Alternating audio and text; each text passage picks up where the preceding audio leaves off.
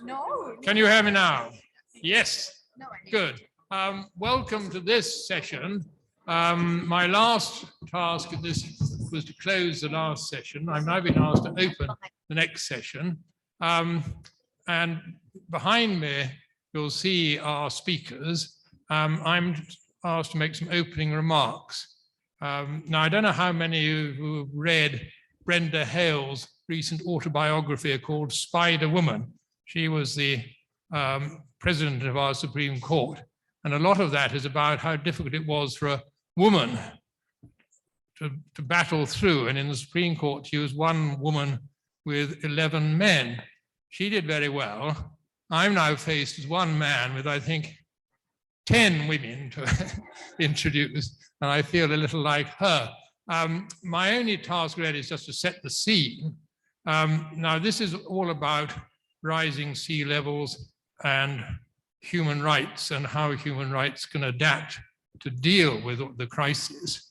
I think I sort of feel that we've been failures. There's been a lot of positive things said today about the role of the law, but actually, in terms of dealing with the real problems that are going to come out of climate change, the law has not really moved very far.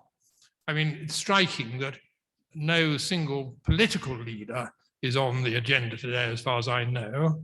A year and a half ago, when I left the Supreme Court, I thought it'd be good to try and bring some pressure to bear on those organizing COP26 within government to make the rule of law one of the key themes of the conference. Because it seemed to me that working through the obligations under the Paris Agreement in legal terms is going to be one of the most important challenges there are. And I confess I've failed to interest anyone in government in the idea of having a law theme, and it's been left to people like the organizers of this great conference to sort of fill the gap. But the truth of the matter is, when we look at how we're dealing with the real problems, there's a great deal that needs to be done.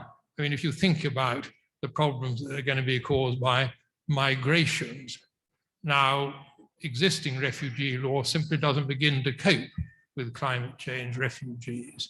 If you look at all the people who are going to be losing their livelihoods, their jobs, their homes, the human rights law is sort of being adapted, but it's not. Most human rights laws were devised to deal with quite different threats. And so we simply haven't begun to address, I think, on a sort of national basis, the way the law is going to be adapted to deal with this. So I hope that the speakers behind me, who are a great deal younger than me and much more optimistic than I naturally am, will be able to fill the gap. So over to Dr. Savaresi, who I think, Annalisa Savaresi, who's going to start the ball rolling. So thank you very much.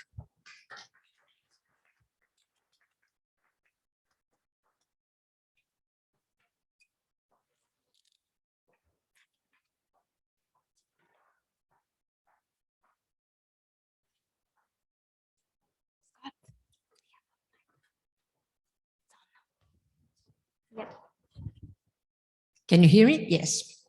So hello, everyone, and many thanks for joining this session. It's a great pleasure to chair this panel together with Giedre, who is our gracious host today, and this wonderful panel of women only. I approve the gender balance. So my job today is really that to introduce our first set of speakers. They are contributed to a special issue of a Journal of Human Rights and Environment that I have recently co-edited with my colleagues, Joanne Scott from the University Institute in Florence, and from Pisa University, my colleague Maria Grazia Labrese. They couldn't be here today, so I'm representing us all. If you could put up the slides, please. Hello? Yes. So this workshop we convened earlier this year was aimed to do something that's quite relevant from a perspective of this panel. It looked at climate litigation globally and harvested data that exists out there in order to understand how human rights are being used in climate litigation. So this was not really a collection of case studies, but more broadly, an attempt to look at the big picture and see what use is being made of human rights in climate litigation. So we had this workshop in Pisa, hybrid. Some people even managed to travel. And we have a special issue that is coming out early in 2022. So it's a great pleasure for me to introduce some of the contributors to this special issue. If you go to the next slide. As you can see, there were a few, and it was difficult to choose, but the fact that COP ended up being such a strange creature this year was a very easy to select some of the papers to present. So we have here my friend and colleague, Joanna Setzer from the Grantham Institute at the LSE, who together with me wrote a paper where she mapped the litigation that is based on human rights. And we tried to gather some of the details and the trends that come out from this litigation. And then the other two contributors that I picked for this session for you are Lucy Maxwell and Sarah Mead from the Urgenda Foundation. Clearly, Urgenda Foundation doesn't need any introductions. If you know of climate litigation, you know of the pivotal role that this foundation has played in climate litigation. So what they did for our special issue was really to reflect on the role of the Urgenda court victories and this precedent that they set for other climate litigation that's based on similar argumentations. And it's really a shame that I cannot introduce also the other speakers, but we have excellent contributors, Margareta Wewerinke, Versha Oredar, Juan Aus, Lisa Benjamin, and Sarah Seck, and of course, Kim Bauer, who is here as a discussant, how lucky. So I will not chat any further. Look out for the special issue when it's out next year. And in the meantime, I'll give the floor to Joanna, who will tell you a little bit of what we did in this study. Thank you, Joanna. Hello. Hi, good morning. I might ask our slides to go up, if possible. And in the meantime, good morning. Hello, everyone. Very happy to be able to present. Actually, the first time that I present our paper. Yeah. It's a paper that Annalisa and I started thinking as a really good way to frame this special issue. What we observed, and of course you know well also, is that while we've seen this increase in the number of rights-based climate litigation, we haven't had an opportunity to map the field. So the paper started with a different name, which Annalisa and I still wish we maybe had that name. You know, titles sometimes move. We were quite attached to our previous title. I might still stick to it when I present. So the idea was to map the whole of the moon. We realized that there were two issues there. And actually, I'm already starting the presentation. We can move to the next slide. The human rights climate litigation definition that we used, which is important because the moment you define the cases, you know what you're collecting and looking at. So we had to use a version of the definition of climate litigation on the more narrow side, which expects climate litigation to have explicit mention of climate change in the filings or the decisions. The presence of human rights is less of a strict version, which means that not always the cases, human rights might be so central. So we did some analysis on that too. I'll get to that point, but the paper now is called Rights-Based Litigation in the Climate Emergency, Mapping the Landscape and Knowledge Frontiers. It used to be Mapping the Whole of the Moon. What else? It was something about the whole of the moon, the whole of the role of human rights in climate litigation. So the next slide will explain a bit what the gaps are and what we thought we would be able to address. So in 2018, Jackie Peel and Harry Ozowski identified the rights turn in climate litigation. And they rightly so, because that was something that was emerging after 2015 with Legari and Agenda. So you could see that there was that shift to rights-based climate litigation happening. However, when we stopped and said, let's look at what is there, over 2/3 of the cases had been filed since 2018. So really, when they identified the turn, a lot happened in the few years after. And this is what we thought we would be doing. So we thought, okay, let's first map the landscape of what exists. And we identified 112 rights-based climate cases. 112. So we thought, okay, let's see what these cases are about. And we also realized that the cases that we had in the database, and there's a whole discussion on data collection, were cases that were generally climate aligned. So that the objectives of the case were very much in bringing more action, challenging governments for inaction. What we also realized is that, especially when you focus on the human rights aspect, was that there was a whole side of the moon that we didn't quite mapped and know very much about, which were the cases that are not aligned with climate objectives, but are brought on human rights basis. So our paper has a bit of that structure in that it maps what we know and it indicates what we don't know. Next.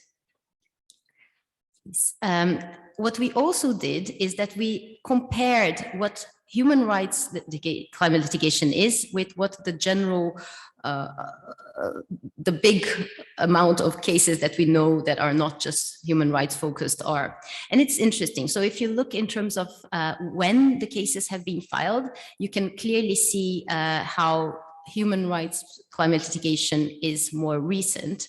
So it really starts in 2015, especially after 2018. And general climate litigation has been growing consistently since, well, it started back in late 80s, but it's very much after 2013, 2005, 2013, 7. So it increases gradually, whereas the rights-based is more recent. And here you can see the 112 number that I mentioned. Next one, please. So the other striking difference is the geography, where rights-based litigation is found, and where the large bulk of general climate litigation is in the US. You see the bar at the bottom. It is basically almost all US. We have over 1,500 cases in the US, 450 something cases outside. Look at rights-based climate litigation, and the figure is very different. You see, it's much more balanced. We have higher numbers in the African continent, in South America, in Europe, and the international bar is also more proportional to all the rest. So you see also this interesting difference in geographies. Next, please. What we then did also, we tried to see who is filing the cases and against who these cases are being filed and what are the differences. So what's interesting in the rights-based climate litigation is that we have a larger number of individuals and groups filing cases against the state. And we also have some cases by subnational governments and indigenous communities. So kind of a slightly diverse, if you look at this substract of cases. We identified in this work 16 cases that have been filed against corporations on rights-based, which is quite interesting because as we point in the paper, as a general rule, human rights cases would be filed against the state. And we started now seeing a small but increasingly important number of cases that are filed against corporations. Next. Then we did that type of analysis that we do also for the general trends, which is looking at outcomes. And here, it's important always to remember that outcomes is not impacts. We're not looking at general impacts because we know that strategic litigation in particular has impacts before the case is filed, during the long years that it might take to be decided, after, even if unsuccessful. So we're not looking at that kind of broad type of impacts. We're looking at outcomes. What basis the case was brought, what the decision was.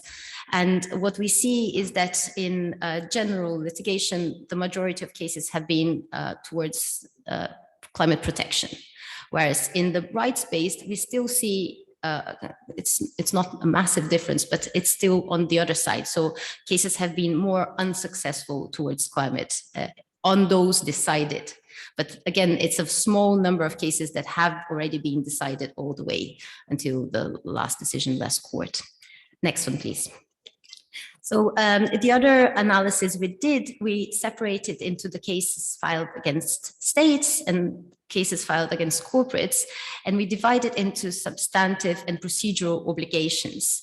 And this was how we created this typology, this categorization of cases, which is very much a way that human rights are divided into. So the first part of the paper looks at those the ways that usually climate litigation is analyzed, and then we use the more general framework for analyzing human rights cases.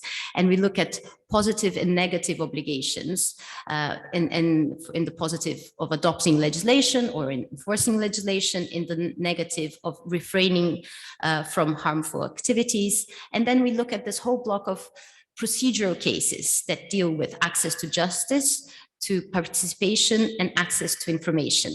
And we see a number of cases that are focusing on these procedural issues. Next, please.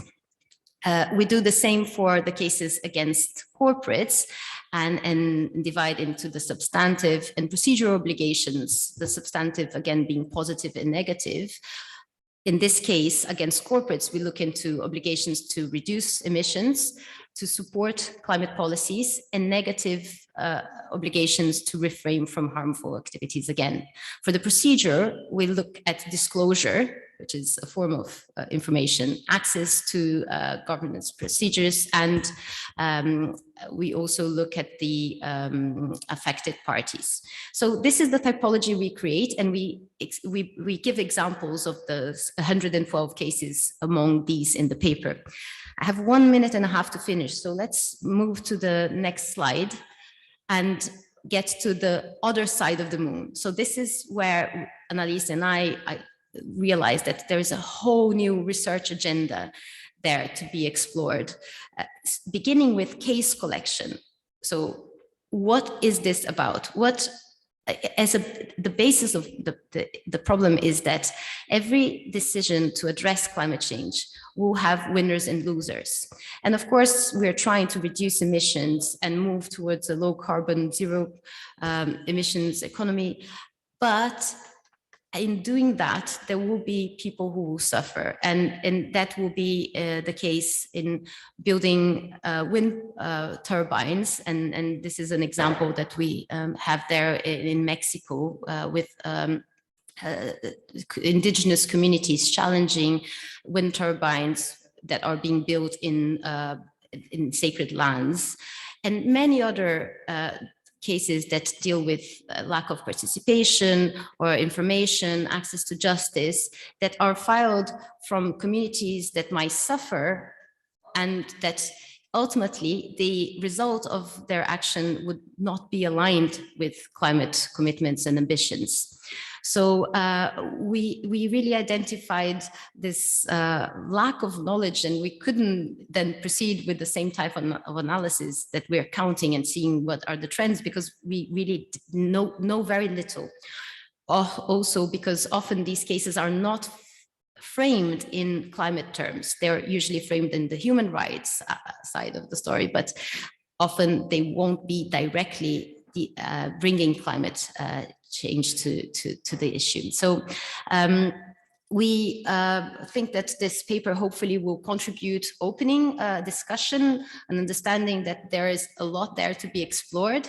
We start trying to map the few cases, we indicate what types, but there's definitely still a lot to be looked into. So hopefully some of you will also be able to contribute and think about this other side of the story, which is the same story.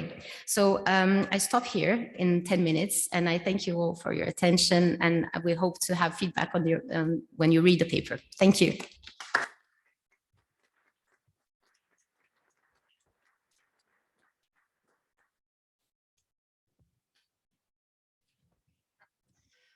Hi there, my name is Lucy Maxwell. I'm a Senior Legal Associate at the Climate Litigation Network, which is a project of the Your Agenda Foundation. And I'm here with my colleague, Sarah Mead, who's a Legal Associate in the team. And we're very pleased to be presenting our paper together with Dennis van Berkel, who I know whose name was not included necessarily on the screenshot, but he is very much an author of our paper and we couldn't have written it without him. He's currently in Amsterdam. So without much more introduction, I'll start the discussion today. Our paper is called Standards for Adjudicating the Next Generation of Agenda-Style Climate Cases.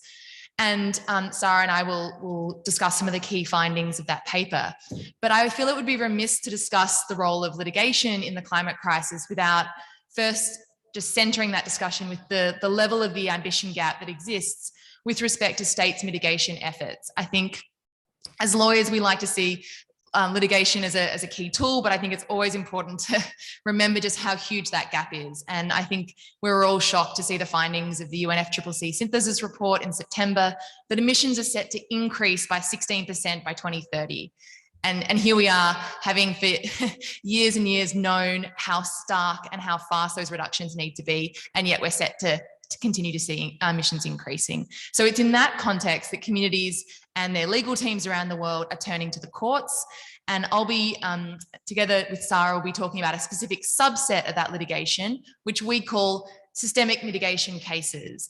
And they are a type of climate litigation in which the challenge is to a state's overall mitigation efforts. They're quite distinct from cases that challenge individual infrastructure projects, which are equally significant and impactful. These cases challenge, as I said, a state's overarching mitigation ambition. So that's emission reduction target or ambition for 2020, as in the Your Agenda case, or as many of the cases are now focusing on, targets for 2030 and states' NDCs. I'd like to start the discussion today, because it's the jumping off point for our paper, with a quote from the decision of the Dutch Supreme Court in late 2019. The Dutch Supreme Court said, and I quote, "Decision-making on the reduction of greenhouse gas emissions is a power of the government and parliament. They have a large degree of discretion to make the political considerations that are necessary in this regard. It is up to the courts to decide whether, in availing themselves of this discretion, the government and parliament have remained within the limits of the law by which they are bound." And it was that notion of the limits of the law and what the scientific and legal standards are that courts can use to adjudicate states' overall mitigation efforts that we sought to clarify in this paper. And the paper seeks to do two things. It consolidates the jurisprudence that has developed very rapidly in the last decade, but particularly in the last 2 years. And even since we submitted the paper in April, we've had 3 or 4 very significant court decisions since then. So really the last 12 months has seen a huge evolution. So we consolidate what has been established to date by courts, including matters on duty and standing, justiciability, and the emergent standards that courts are engaging with. And I'll briefly do that stock take for you. And the second half of the paper then articulates the standards that exist through both international law and best available climate science, by which courts can adjudicate whether states are indeed complying with their duty of care. And the cases we look at enable that engagement with scientific standards and standards from international law, because they're usually cases that are premised on an overarching or an open duty of care, whether that's in human rights law in the positive obligation area or in tort law. So we don't so much look at judicial review cases, which are quite a distinct set of litigation. But in the cases we examine, which are the vast majority of these systemic mitigation cases, there's quite an open range of sources that courts can engage with, and Sarah will be dealing with that. So I'll briefly now just take you through the stock take that we do in our paper. to indicate just how far courts have gone through the work of communities and their lawyers in adjudicating states' overall mitigation efforts. And I only have about a minute left, so I'll be very brief. But basically what we outline is that things that courts a decade ago thought were really off the table are now well established. And they're well established only in the last 2 or 3 years. But those matters are that these questions about whether a state is doing its fair share or whether a state's mitigation efforts are adequate and reasonable in line with its legal obligations are justiciable. That is now clear. The notion that states' existing obligations under human rights law or tort law extend to the mitigation of climate change is now clear. And we can take you through some of the specifics of the particular judicial decisions that make that up if you'd like. I won't have time at this point, but as part of the confirmation that states' existing legal obligations apply to the problem of climate change, courts again and again have said that there is an individual responsibility to mitigate, notwithstanding that it's a global problem. And I think that's crucial. So it's something that we thought was an insuperable obstacle to climate litigation has been completely affirmed. And where our paper gets into the detail is, if there is this duty based on existing legal obligations, how can courts adjudicate whether it is being met? And it's on that basis that Sarah will lead you through the standards that we outline in our paper.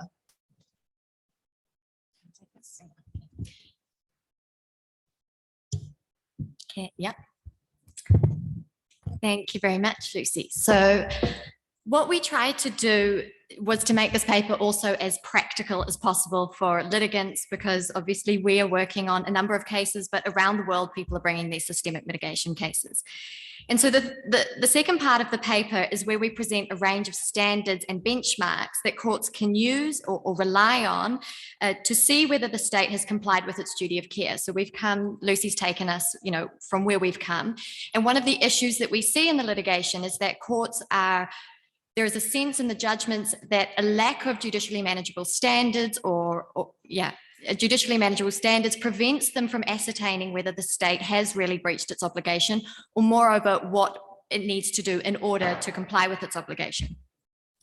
So you could consider these questions, I'm going to present them as questions, with a particular state's mitigation target in mind. So you can pick your poison, so to speak, because most of them are, I would say, in breach of their obligations. So the first question that we ask is whether the state's mitigation target is based on a 1.5 degree long-term temperature goal.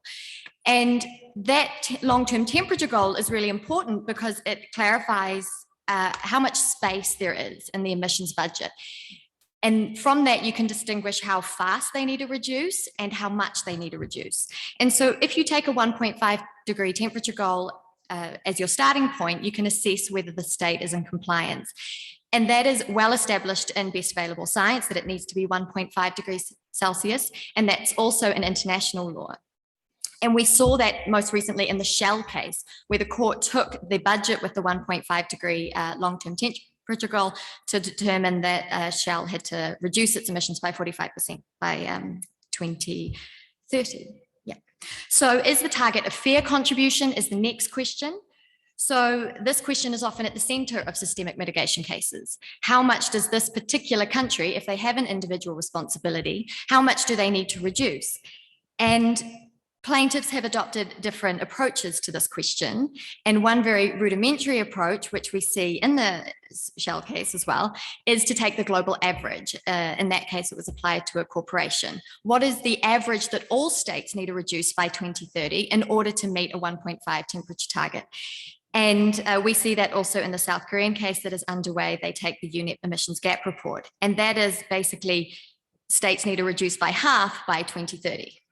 And most of them are not on track to do that. But to be clear, this isn't the best approach to take this as the starting point, because the global average is not compliant with international law. The center of the UNFCCC and the Paris Agreement is that developed countries have to do much more than the global average. So while this is used, and it can be used to show how desperately unreasonable some targets are, it shouldn't be the approach that you use to ascertain what should be the target. And for that, we find that the golden standard that has recently been released is that paper by Rajamani, and she's a professor, a well-known professor of climate change law, and various other scientists. Together, they have published this fantastic paper, which basically divides up by all the different states what their fair share is. And they do that on the basis of basically effort sharing methodologies. They review all the effort sharing methodology, the outcomes from all the effort sharing methodology research. So that's the research which assesses what states must reduce by according to different interpretations of fairness and equity. And they aggregate all of those, and they then ascertain a fair share range. And then importantly, they reduce it so that if you combined them all, we would actually meet the long-term temperature goal, which is a key difference from what other papers have done. So if you followed this, we would actually manage to meet the Paris Agreement goal. And then she also excludes some methodologies which are inconsistent with international law. So we have a few other, and I'll very quickly just go through them. A few other standards which we encourage litigants to think about when they're challenging targets. And that is the target based on carbon neutrality. And that came up in the Neubauer case in Germany. Are short-term emission targets consistent with long-term emission targets? So it's no good if you're going to use all of your budget by 2030, because you won't be able to get to net zero by 2050. You will have to basically shut down your economy. So to ask the court to interrogate whether that reduction is consistent. Is the target a progression? So are they actually moving in the right direction? And that's soundly based in international law and best available science. Does the target rely too heavily on negative emissions technology? It's very clear that that technology is not sufficiently developed, and that you can also see in the IPCC reports. And finally, does the state specify how it will achieve its targets? And that came up in Neubauer and the Irish climate case. It's necessary for the court. It's a procedural question in a way, whether they've actually, said how they're going to get there. So that is us. We are over time, but thank you very much. That's our paper where we're delighted to contribute to the special issue. And we're very grateful for the editors to include us in today's presentation. And it will be available soon on SSRN. And please ask us any questions after if you have any. Thank you.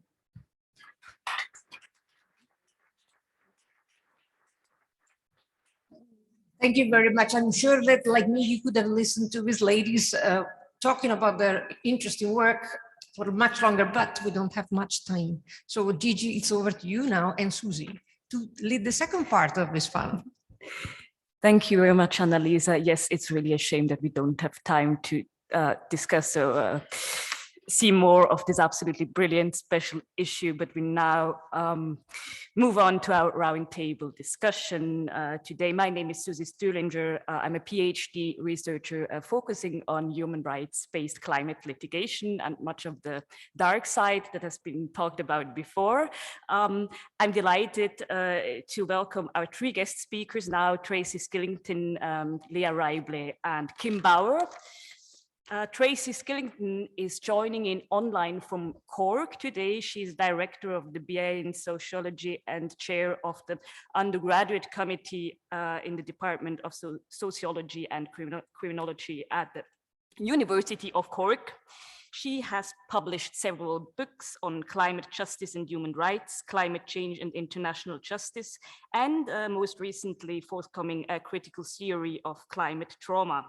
She is currently researching issues of justice that arise in relation to global climate change, cosmopolitanism, and transnational democracy. We then have on our panel here Dr. Leah Reible. She is a lecturer here at Glasgow University, specializing in human rights and questions of territoriality in international law. She is the author of an excellent book titled Human Rights Unbound, a theory of extraterritoriality, and author of numerous scholarly contributions, as just to note the most recent examples: extraterritoriality between a rock and a hard place, or between facts and principles, jurisdiction in human rights law. And also here on the panel, we do have Dr. Kim Bauer, who is an assistant professor at Durham Law School, where she is also co-director of the Center for Ethics and Law in Life Sciences. She researches, amongst others, in the field of climate change litigation and writes outstanding journal articles with titles such as The Unsexy Future of Climate Change Litigation, or Lessons from a Distorted Metaphor, The Holy Grail of Climate Change Litigation. Also, she is leading a project which explores climate litigation in the African context. And I'll just pass the floor to you, Kim, to expand on the questions we have outlined in the program. Can human rights law be used to address the accountability gap in climate change law?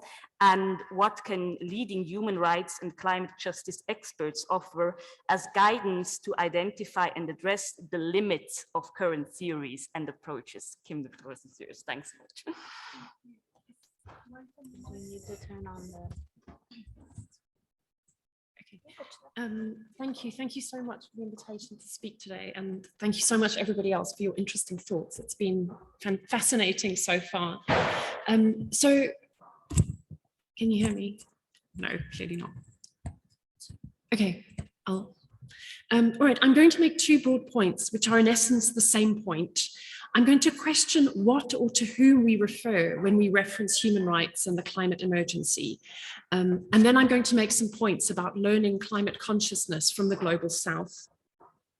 So where I spend most of my research time is in the field of climate litigation. And it's frequently questioned why there are so few climate cases in global south countries, and why, with the broad human rights protections found in post-liberation constitutions, the pattern of relying on human rights protections to ground systemic climate cases has not been replicated. There are many ways this question could be answered. But one of these is a caution against the difficulties that we, whoever we is, create for ourselves when we set up countries that are struggling to overcome the effects of colonization as different or a transgressive exception to the norm in Western countries, again, wherever that is. Even with the very recognition that climate advocacy priorities in global south countries or human rights protections in particular post-colonial states are different or require inclusion, and again, the questions are to what or in what, we are making the starting point somewhere else. But when we have these conversations in the global context, this focus results in us seeing as differences in what are actually parts of an integrated whole, for all its faults and inequities. Until we do that, the full picture will be occluded and valuable insights will be lost, as will useful lessons for northern countries. One lesson stems from the possibilities introduced by human rights protections beyond their use in litigation. In short, these can provide an accepted, albeit not entirely uncontested, normative basis in terms of which law and legal systems are reshaped to give effect to their promise. For example, in soon-to-be published work in the special issue of which Annalisa is a co-editor, I illustrate how recent procedural cases in South Africa, which are sometimes dismissively referred to as the African EIA cases, reflect layers of human rights influence. These include the legal opportunity structures created by the legislative introduction of substantive and procedural protections to give effect to the constitutionally protected right to the healthy environment.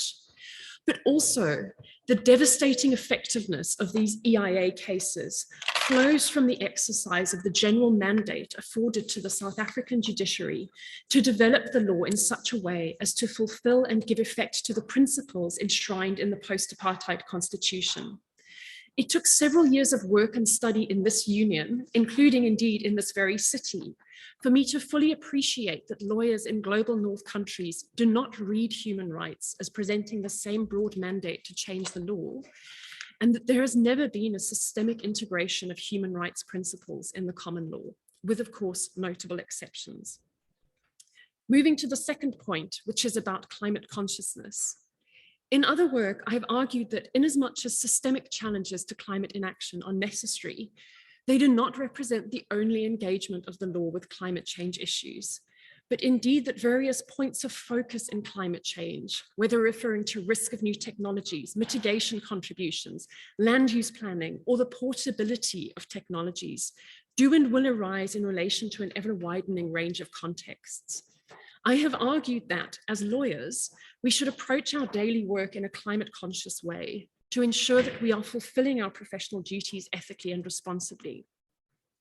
Of course, more needs to be said about what this means in practical terms, but it seems inevitable to those of us who are paying attention that even in countries that are not recovering from colonization and do not admit of a need for transformation, that fulfilling these duties will inevitably require creativity and interpretation and development of legal norms at a pace that exceeds the normally glacial development of the law.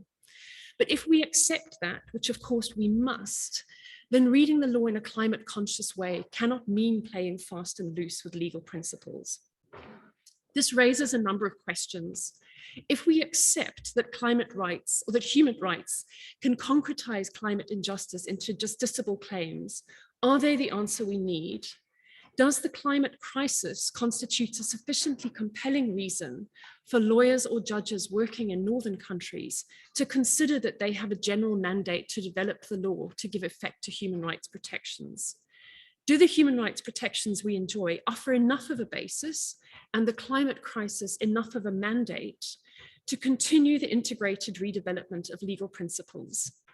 Or is the conservatism often shown in relation to the significance of human rights in northern countries a harbinger of how little we can expect from our domestic legal systems in approaching the climate crisis? And that's all from me. Thank you.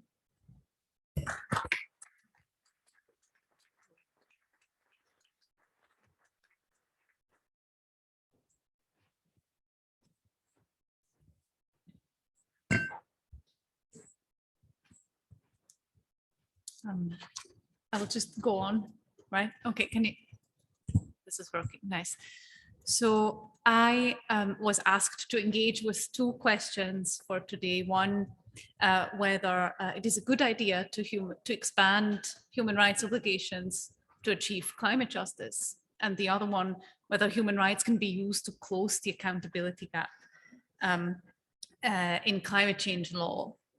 I will engage with both of those, taking the second question first. But I would like to start by acknowledging that human rights are a very powerful tool for advocacy and litigation. They can give voice to the voiceless and protect vital individual interests against overriding economic concerns. And I think particularly, and this panel is a wonderful example of that, in the hand of sophisticated public interest lawyers, human rights-based climate litigation has brought about meaningful and important successes.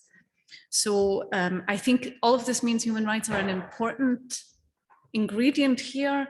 They have the potential to draw our attention to otherwise overlooked interests when devising policies, including those policies to curb emissions and to achieve climate justice, because as Joanna has outlined, it's perfectly possible for climate change addressing policies to override human rights.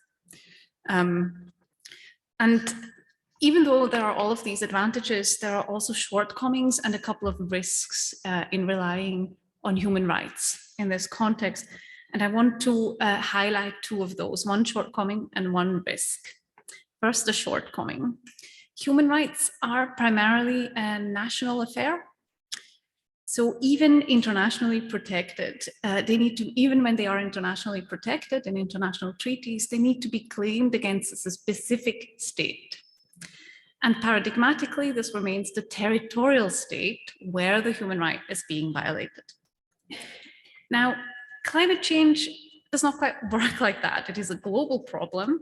And the worst emitters who are causing the rights of, say, inhabitants of Barbados or the Maldives to be violated are not Barbados and the Maldives.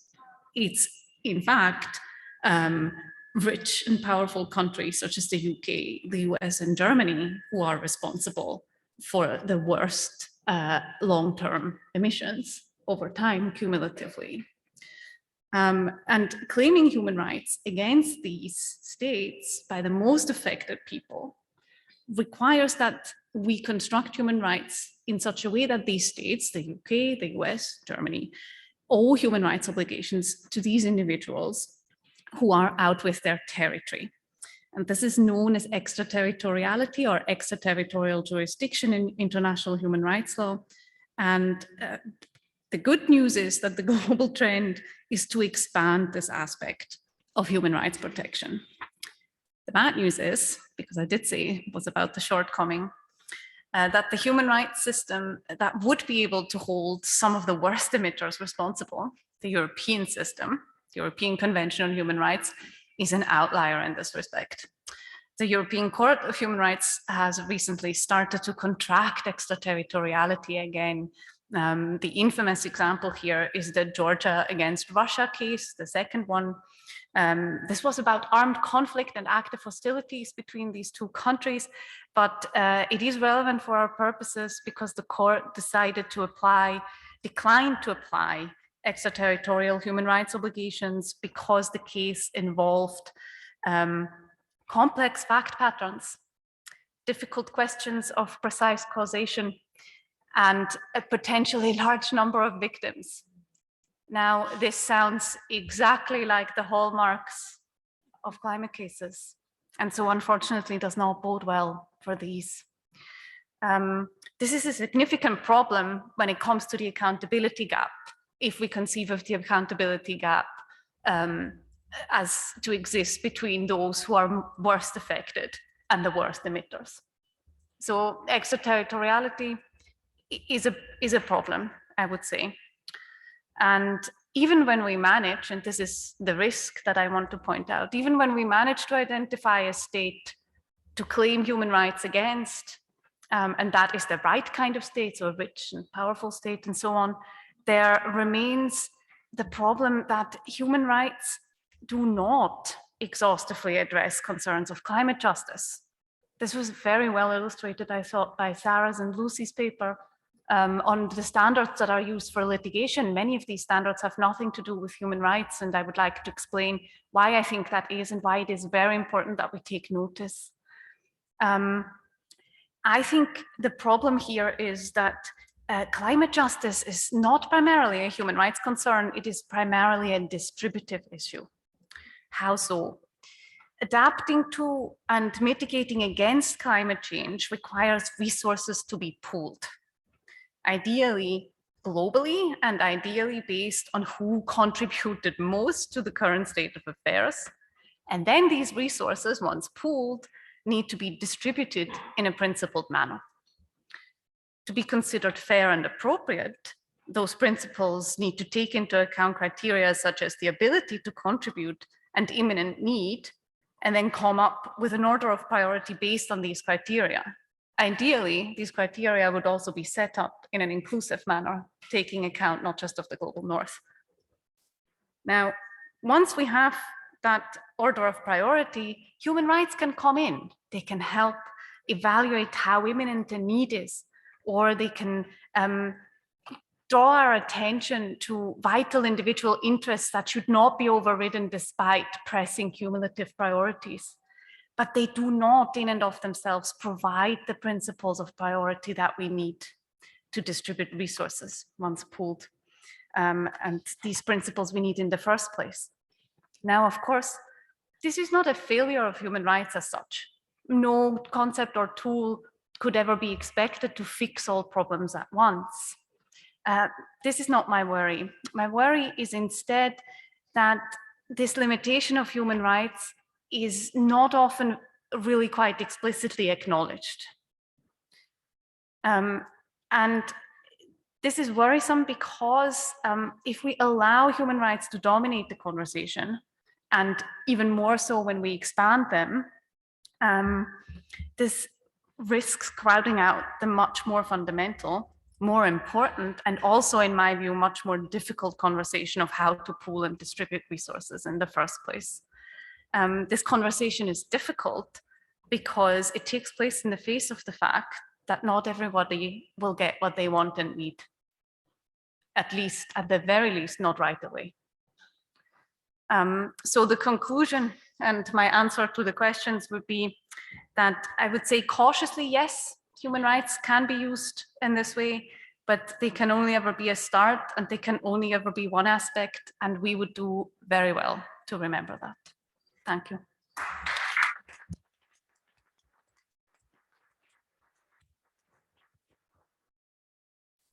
So over to Cork. Tracy, can you hear us? Yes, yes, I've Lovely. just unmuted myself. Thank you very much. I was very interested in the last presentation because I agree with a lot of what you say, but I think I don't agree entirely in relation to your interpretation of the potential of human rights. And actually, that is something that I want to focus on now, is whether an expansive view of human rights obligations is a potential means of achieving greater climate justice, which arguably I would say yes. And in fact, I would add, is a very important measure of democratic potential, is the capacity and the willingness to embrace an expansive view of the potential of human rights. Why? Because a primary grievance of climate vulnerable communities is that constitutional rights to a safe, healthy, or sustainable living environment increasingly lack empirical concretization, or indeed fail to support a democratic self-determining of desired futures. Publics query how they can preserve a sense of their own democratic capacity to shape ecological futures when everywhere, it would seem, there is evidence of its demise. The interrogation of prevailing normative grammars of justice, of which human rights are a central part, can be seen therefore as an essential corrective to such sentiments that we see today, and a necessary precursor to a genuine, quote, call to action for human rights, unquote, as the Human Rights Council reflected on recently in just September of this year, when it asserted the right of all members of the human family to a safe, clean, and sustainable environment in ways that transcended the time frame of the present. So a very important, I suppose, advancement here in the interpretation of the right to a safe, clean, and sustainable environment is, of course, recognition of the rights of future generations. So a good indication of an expansive interpretation there. Campaigners now, of course, press for the further institutional development of this shared expectation of climate justice, i.e. a safe and sustainable future in relation to endangered present. But in doing so, reiterate the importance of preserving human rights world openness. And I would defend that idea that human rights from the very beginning have always embraced a principle of world openness, or the need to continuously engage dialogically with the present. The understanding here, of course, is that what currently prevails in terms of existing human rights law always displays the potential to reach beyond itself, to become something new on the basis of its interactions with difference, be it different peoples, different events, or different ideas. Indeed, this element of openness, which is inherent to human rights from the beginning, openness to extending human rights in new directions, is an essential feature of any democratic approach to climate justice, especially as new emergencies emerge and ones that necessitate a very important revision of the common laws governing rational peoples, as Kant says. An expansive interpretation of human rights facilitates a rediscovery also beyond human rights of the relevance of older legal instruments, such as the public trust, the doctrine of public trust, which of course is currently being extended to the global atmosphere through the Global Atmospheric Trust Litigation Campaign.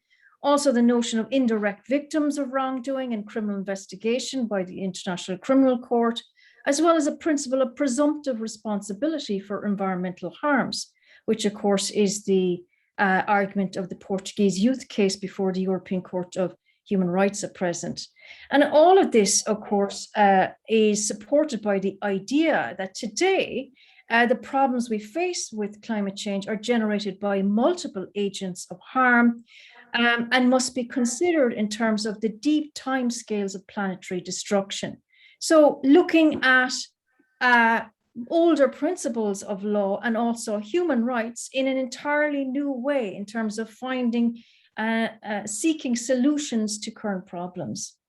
In this sense, we may say that legal judgment is not merely a reflection of past legal truths, but it simultaneously supports a looking forward towards the future in recognition of ever-changing social and ecological worlds, and of course, the changing circumstances of justice. So more recently, of course, the claims of global youth, that deforestation of the Amazon and rising temperatures are also generation-based injuries, collective group-based injuries that disproportionately affect future generations as rights-bearing subjects. So, moving human rights discourse into a much more interesting and relevant debate in relation to the present. Assuming that current contradictions between the facticity of ongoing deteriorations in climate conditions and the global reach of principles of freedom and right can be resolved through a type of transcendence from within the current context of crisis and imminent danger, corrective action can arguably be impelled by human rights law if the democratic will to do so is present. And of course, here we, as the last speaker rightly said, all emphasis is on, of course, the role and the importance of the state. States in this regard need to be reminded of the fact that they may be self-constituting legal entities, but they are also simultaneously constituted by a transnational order of justice and a series of core common democratic principles, especially that proclaiming the UN Charter of Rights, the sovereign equality of all peoples, and of course the imperative of cooperation in the interests of quote common ends. And of course, climate justice campaigners, of which agenda is a very important part, remind states of their role as co-responsible agents of climate justice and simultaneously their role as upholders of international human rights law. So that would be my response to the question. Thank you very much.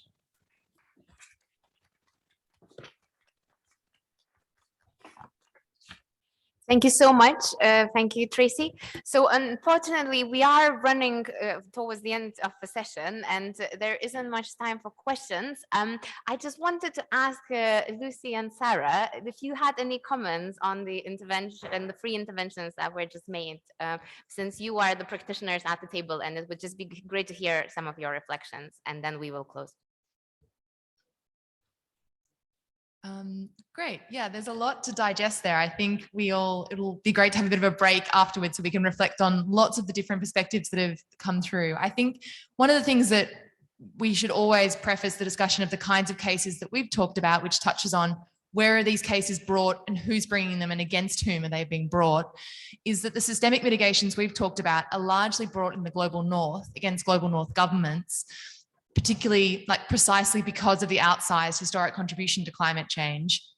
But indeed, there remains questions about who brings those cases and who has standing in those jurisdictions. And I think that's one of the most interesting things to come out of the discussion today. And the decision of the UN Committee on the Rights of the Child very recently, I think, lays down the possibility of extraterritorial jurisdiction and obligations of states to those outside of their territorial boundaries because of the contribution to global climate change. So I think that will really be a very exciting new stage. And we saw in the German Constitutional Court decision, preliminary recognition of the standing of people based outside of Germany.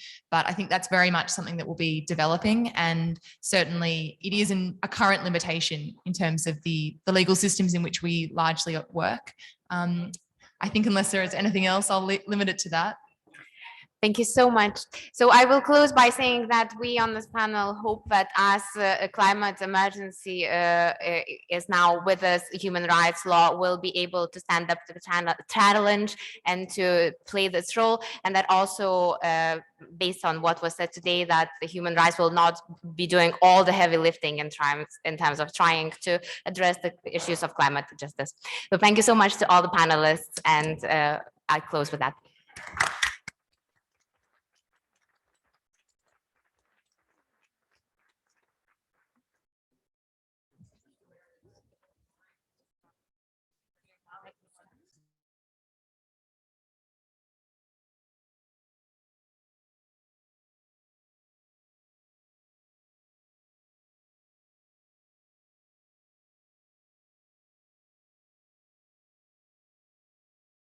is on the reallocating international capital and the role of law.